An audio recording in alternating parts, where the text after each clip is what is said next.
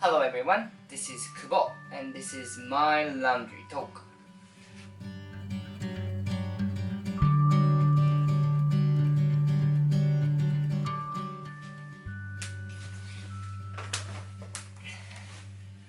Hello, this show is for my language improvement, nothing else. So I will talk whatever I want to talk. And if you happen to start listening, hope you will listen to it until the end. So today I'm going to talk about what Canada changed me. The other day I was just talking about how I fear about moving back to Japan, and that made me think about when I was in Japan, there's like an XYZ thing, but now I'm in Canada and I'm okay with who I am, okay with embracing what I am. So yeah, I would like to dig into it and see what comes out. So first of all, I think one of the significant is my sexuality.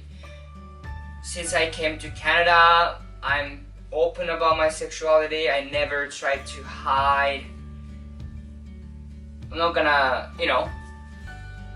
proactively mention it. That's not something I do. But at the same time, I'm not gonna be hesitant about. If I'm asked, I'm definitely gonna answer right away. No hesitance. Either whatever the situation is, in a business, in a casual situation, also in a daily life when I still care about what other people think, but I do not stop just because other people might think I'm, like gay or any part of LGBTQ situation. Like, I don't really care on that part. I rather care about like how fashionable I am, if that makes any sense. So those part is one of the significant part. And I'm quite happy. I don't think it's necessarily about Japan, but being in Canada and then changing my environment dramatically helped me to step forward to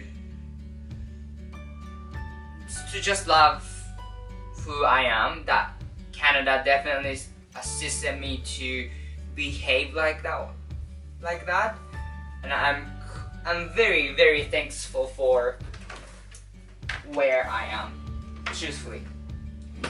So that definitely is something Canada changed me. And I think this is second thing is more something or significant reason why I brought up, or reason why or that second reason made me think about fear going back to Japan, or the state that I want to go back to. Not necessarily about Japan, but when I went to Japan, my Manu state or something like that. Okay, so what exactly is that? I always felt like I needed to be something. I'm not. Okay, that's the hard part. I wasn't sure what makes fulfill this desire, this kind of pressure. Like what, I wasn't sure at what point I can feel that, oh, I'm something. Oh, I'm doing something. I think one of the significant part is that my mom is famous. My mom is very successful in TV business in my hometown, not nationally, still, she's known, and I grew up watching her doing all those work. So easiest answer for me at that time was, being on TV and successful, and that meant for me to be something at that time. I still try to post on YouTube, so definitely I have that gene as well. But at the same time, because the goal was blurry, and then I wasn't sure where I was aiming as, even if going on TV, being on TV, there is no like one simple answer. Like, to get on TV, there's millions ways to be that, and then I just couldn't identify where to start or where to go. So that actually doubled my stress when I was in Japan. But essentially, what I wanted to do, or the reason why I felt so empty is I felt like I was nobody, and that was a big part. Since I came to Canada,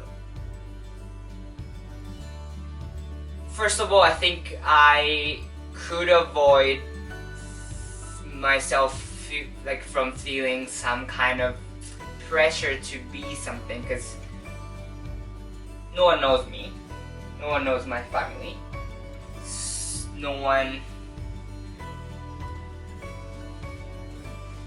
puts me expectation that, oh, it's gonna be great, I'm gonna be amazing, but nobody knew who I was. So that was very easier for me to not feel pressure. And then second thing is that I still, put effort on whatever I was doing. But because I'm in Canada and then everything is in English, so every time I accomplish something, or every time I work regular job, I felt like I was doing extra hard, so that fulfilled me in a way that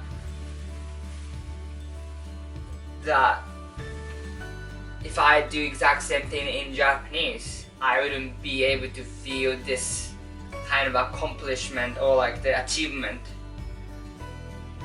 So that was a big part. And then no matter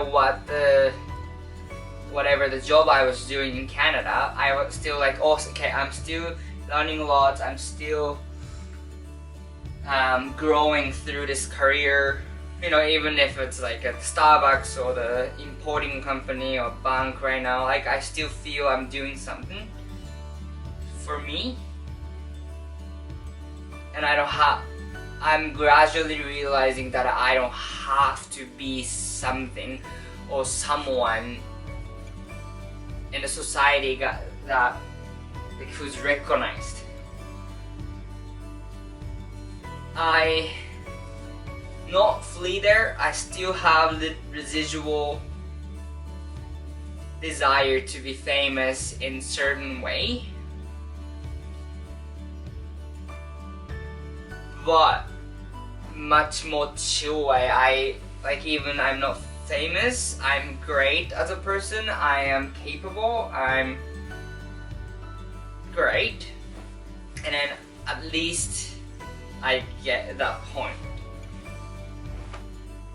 I hope that it does make sense. So that part, Canada helped me to realize being okay with myself, being okay with working in a different industry from TV industries, and then at least it fueled me or gave me some achievement. So that's definitely something. And then I was afraid of going back to Japan just purely because, okay, once I'm in Japan, maybe me being not famous becomes problem again. But at the same time, when I think about, okay, I'm not gonna live in my hometown, me and my partner will probably live in Tokyo, so in that case, like, it doesn't really matter, does it? So yeah, anyhow, that's the second part, and then one of the biggest reasons, or biggest thing that Canada helped me to realize. Yeah, so the other day, me and my partner were talking, and then my partner found that took it a little bit different way, or my words were not enough to describe where I was coming from. So it sounded like being okay myself, it is not improving. But I don't think that's not necessarily true.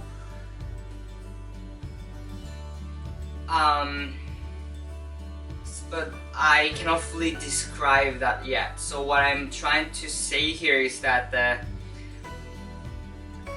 being okay myself and feel enough in the current moment is not the same as you stop improving, stop trying to be better, but that's different, right? And but I cannot really differentiate in my head either yet.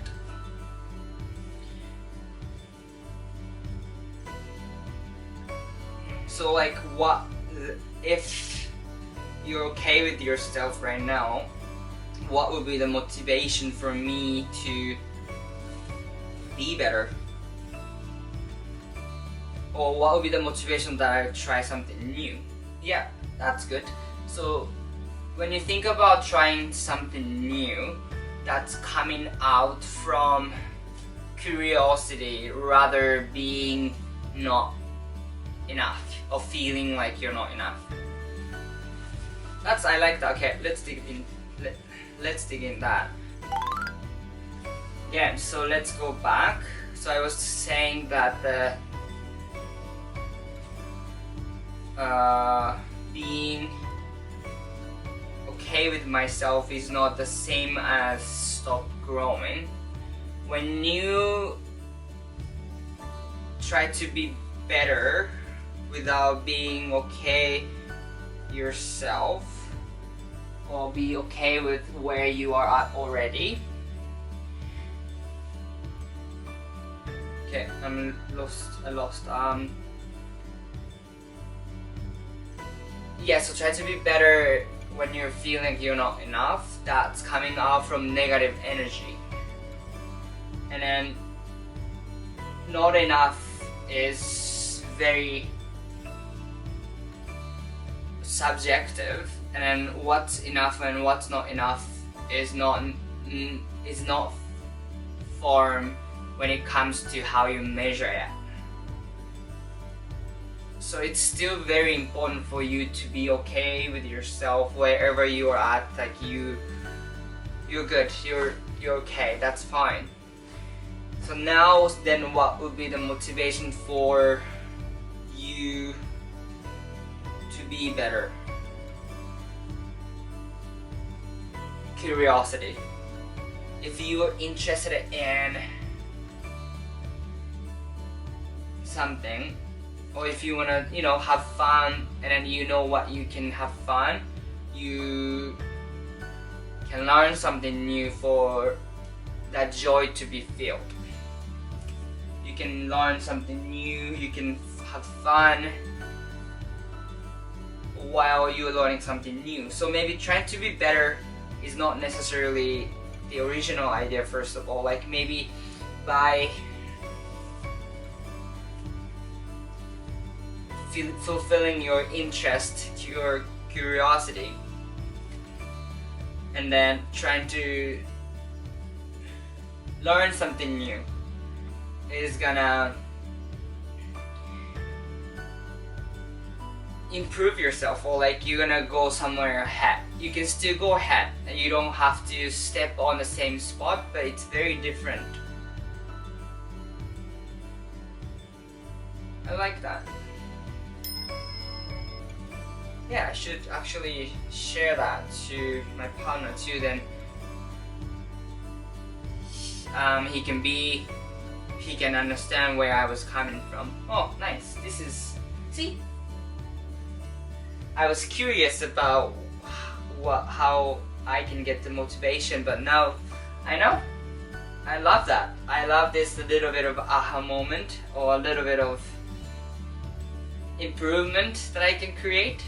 This is such an amazing moment, and at the same time I can do this in English, so that satisfies me too. So look at me. I'm feeling great, and I can't wait to share this and keep improving, keep learning something new. Alright, thank you for watching. Have a wonderful weekend, or whatever, whenever you are at. Have a wonderful time. Bye now.